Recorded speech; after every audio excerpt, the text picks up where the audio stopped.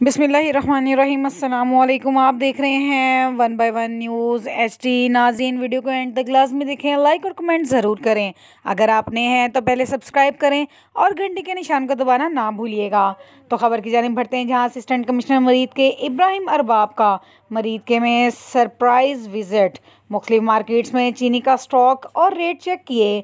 ज़ख़ीरा अंदोज़ी करने वाले और ज़ायद कीमत पर चीनी फ़रोख्त करने वाले दुकानदारों को जुर्माने किए। असिस्टेंट कमिश्नर मरीद के इब्राहिम अरबाब का कहना है कि चीनी ज़ख़ीरा अंदोज़ों के ख़िलाफ़ सख्त कानूनी कार्रवाई की जाएगी और मसनूई महंगाई करने वाले अफराद से आनी हाथों से निपटा जाएगा।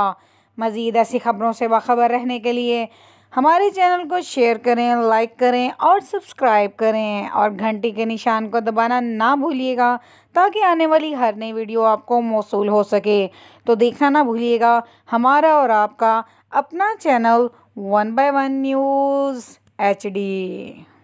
ताज़ा तरीन अपलोड्स की नोटिफिकेशन हासिल करने के लिए हमारे चैनल को सब्सक्राइब करें और साथ में दिए गए घंटी के निशान को दबाना ना भूलें।